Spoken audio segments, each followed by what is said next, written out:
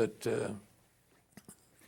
I almost did it. I almost was going to, and I look back, that would have been a bigger shock for my poor mother. Well, that's you saw the video. Norm Orford, he's the one that called home, and I can't remember if his wife, it was his wife or girlfriend answered the phone, and they thought he was dead. Yeah.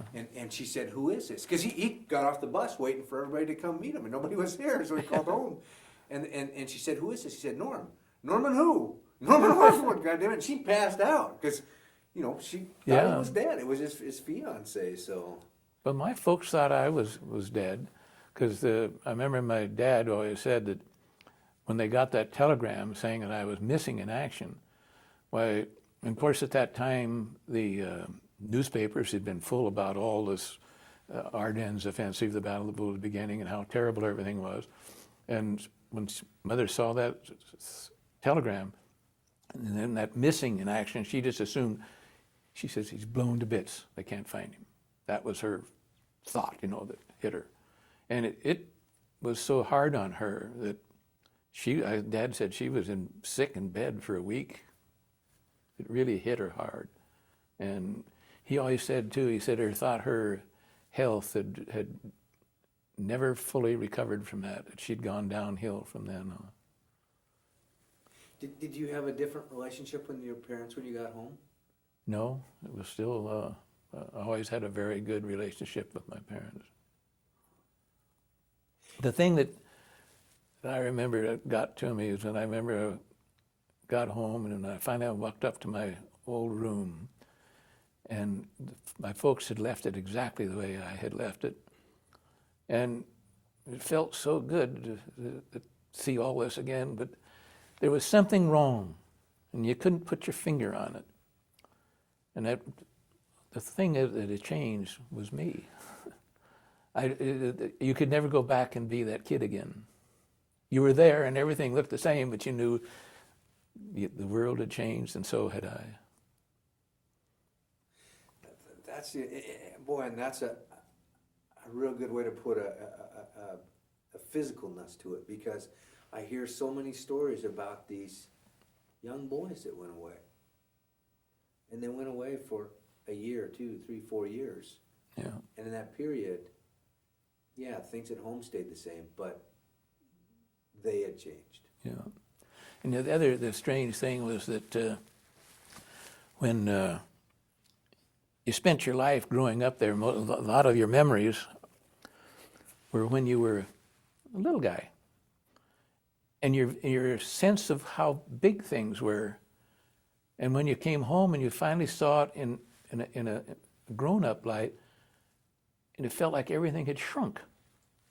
It was a weird sensation, because your memory was as a child, and a lot of the things you remembered is when you were smaller and everything was bigger.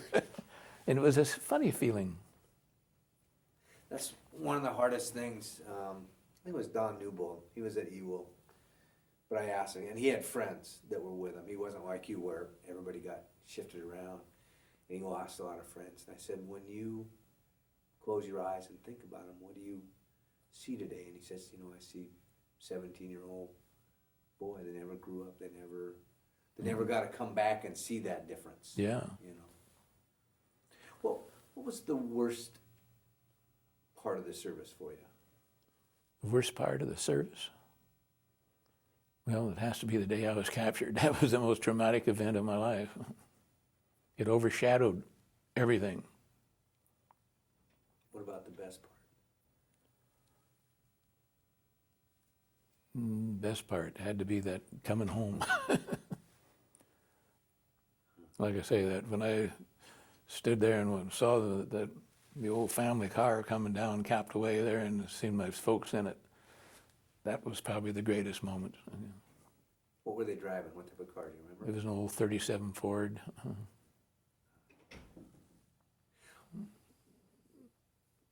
What do you think? Is there a message from this for the generations to come that maybe the history books haven't? I don't know. I always keep, like you hear so much today when they talk about like going to war with Iraq and so forth, that there has to be a better way. Yes, that's true. There has to be a better way, but you'd have to have better people. And we still have families that can't get along together. How do you expect nations to ever get along together? Yes, you can negotiate with a gentleman, but you can't negotiate with a hoodlum. And so I see that everybody speaks out that there's got to be an alternative to war, but I don't see that there ever will be. Necessary evil? Necessary evil. It is, all one has to do is look at the entire history of the world. And it's nothing but one war after another. Because there's always some human failure where somebody doesn't learn from the history. When you went to war, when you went to Europe, do you remember in your mind who you saw the enemy as? Who you were fighting?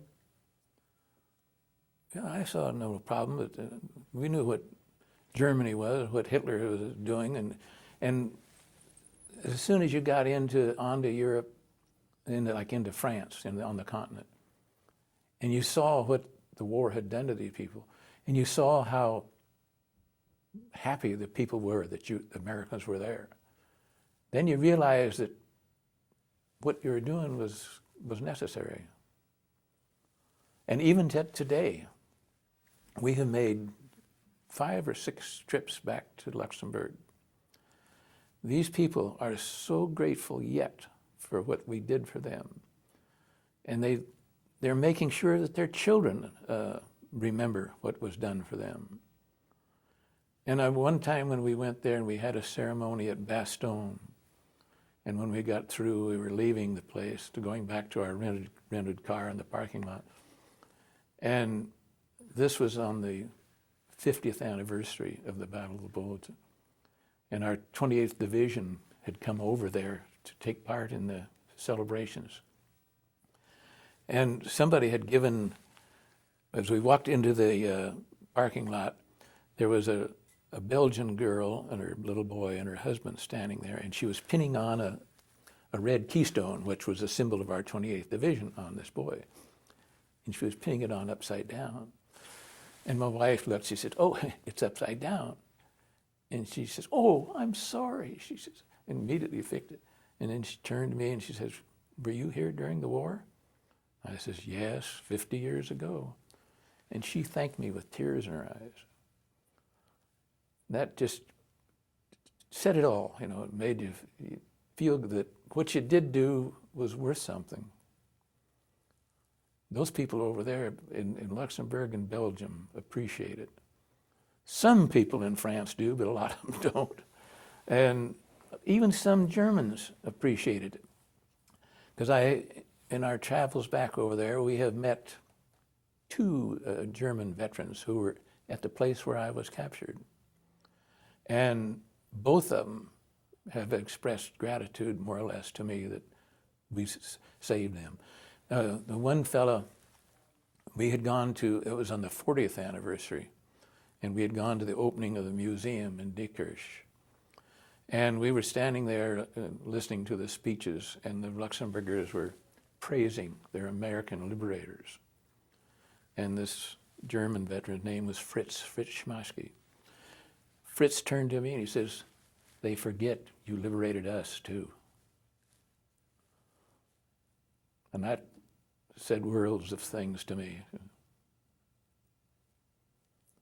So it's nice to hear, because I've heard a lot of different opinions, but to hear you realize it was worthwhile. I know that some veterans question it right now because of the state of the world, the state of the country, some of the disrespect. Will it be forgotten? It is kind of just, but unfortunately, actually, that's one of the problems. Is like right now, like France has not been a very strong supporter of us. Let's face it, She's supposed to be an ally, but she's not a very good ally, in my opinion. And yet they owe us so much, because they wouldn't have had a thing. And yet, some places in France, they resent Americans because we tore them all up, liberating them. Well, you know, even in, like when the Americans first got into the war and invaded North Africa, the first people we were fighting were the French. They tried to keep us out. I mean, they were going to go along with it. It's kind of unbelievable, but that's the way it was. Well, Will Rogers said they call it Nice in France because there is no nice. Yeah. So, well, thank you very much. I really appreciate you taking the time to share this. I think it's invaluable for future generations, for your relatives, for people you and I'll never meet, to understand the reality and from a personal perspective. Because, again, history books tell us the names and dates and places, but from the especially infantrymen that were there, and I asked what was war, and they said my war was 50 yards, 50 yards, 50 yards, which is different than anybody else's 50 yards, than anybody else's experience. That's a very good description of it, because each individual only saw what was around him. You never got a big picture. And that's the thing that disturbs me the most, like when people talk about the Battle of Bulge, the only thing they can think of is Bastogne. But it was 1,000 little places like where I was. And all the guys that I know who were captured back during that time, we all have a completely different story, different situation. It was all in little actions here and there and everywhere. It was just a whole mass of them. You don't find two people with the same story. Everybody, even the guys who were right side by side, saw it differently than the other guy. One thing affects you, one thing didn't. Like when we were on that farm, and remember one night, one fellow kind of went berserk in the middle of the night. And because at night we could hear the British bombing, and you could hear this rolling thunder all night long everywhere. And this disturbed him. And he was screaming, "Stop the bombing, stop the bombing." To me, it was music to my ears. It was, thank heavens, it's out there. They're going to liberate us someday. But for him, it was a whole other picture, obviously. So it's a hard thing for people to understand. I mean, even in doing this interview process, I do some of the interviews, Adolf does some, and we talk back and forth about things and perceptions of hearing people's stories in there. And we talk a lot about how everybody dealt with it differently, saw it differently. Some people, it was an emotional war. Yeah. Some people, it was a logical war. You know, it was a mathematical war. Yeah. We had one gentleman who, he had been somewhere and Ernie Pyle was there.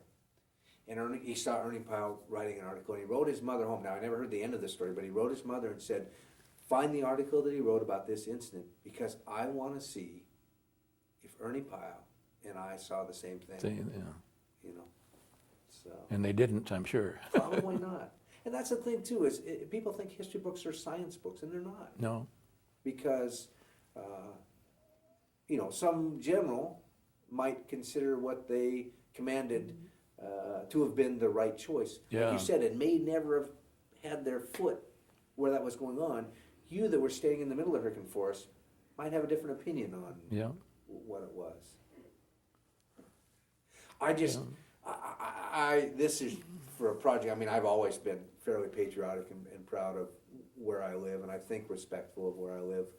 But to have talked to over 200 people who lived through this and faced it, and to hear constantly when I say, you know, talk about hero or what they did, and constantly I hear, we just did our job, and we wanted to get home. Yeah.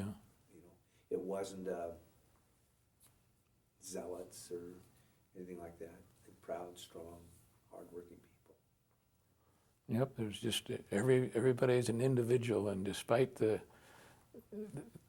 Army tried to make us all like one person that fit one nomenclature, but we all saw it differently and all reacted differently.